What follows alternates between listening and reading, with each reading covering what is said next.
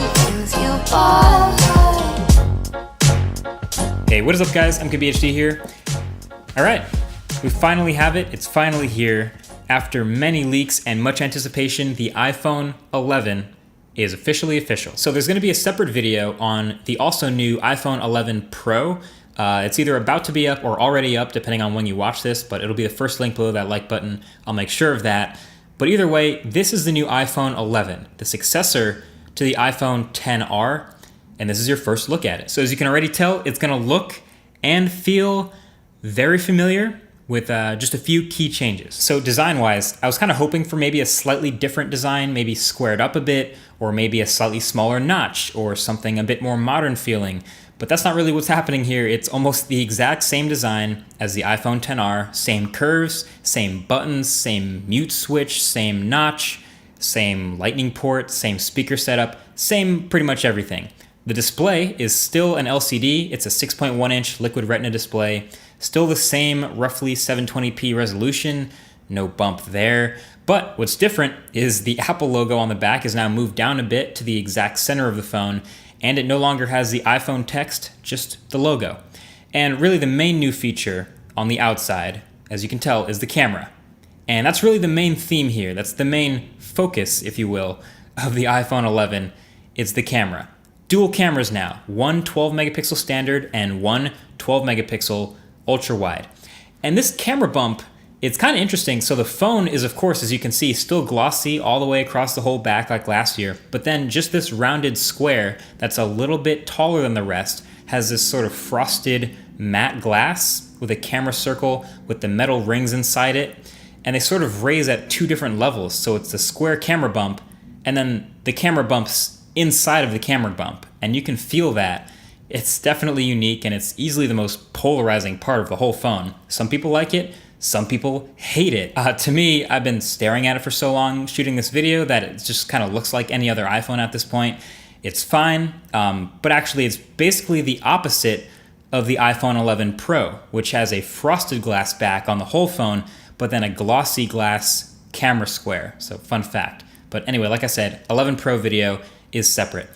I'm just pumped to have an ultra-wide camera on the back of the iPhone now, and both cameras are capable of all the same stuff, both with 4K, 60 FPS video, HDR, some really intense color matching is being done between them, the whole deal. And then the camera app is also updated a bit for the iPhone 11 and 11 Pro, and I'll talk about this more in the 11 Pro video because I have some stronger feelings about it, but generally it's pretty familiar, but there are some tweaks. So when you first open the camera app, the app kind of hints at ultra wide by showing you this faded out extra wide shot that's wider than your current frame, but not in your shot.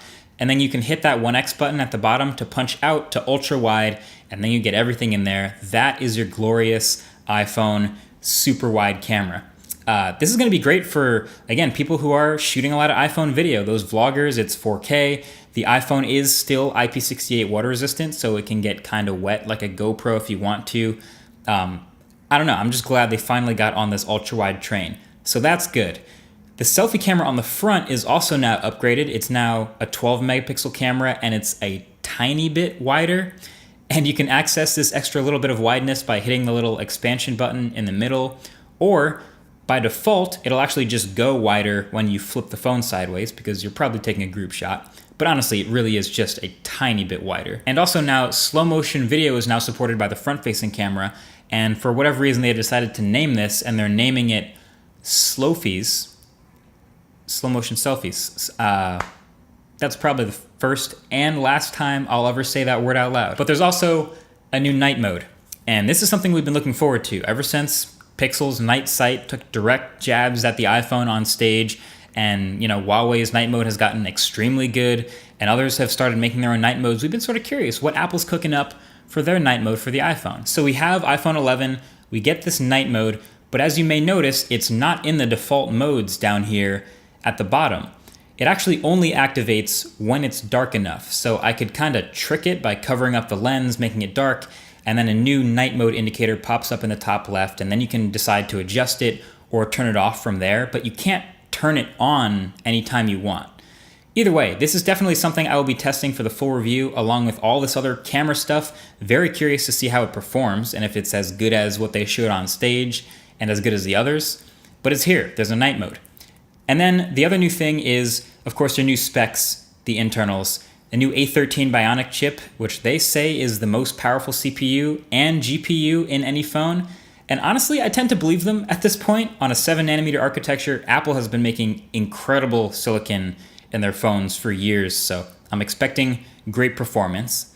And not only is it more powerful, but they also claim the battery will last 1 hour longer than the iPhone XR, which was already really good. And then there's also something they didn't even mention on stage, which is that there's a new dedicated U1 chip, which will help with spatial positioning relative to other U1 enabled phones. And my favorite demo or use case of this is two iPhone 11s near each other. You can airdrop files back and forth by like beaming them at the other phone. It uses an ultra wideband signal, which as far as I can tell is the first I've seen this used in this way in a smartphone. And yeah, you can just send memes or whatever you want, just beam airdrops directly at other people. It'll show up first in the share sheet when you point it at the other person's phone, which is pretty cool. Then some other minor stuff. Face ID on this phone, they say is now up to 30% faster and will supposedly work at more angles, but I'm not exactly sure how many new angles, if it's like drastically better.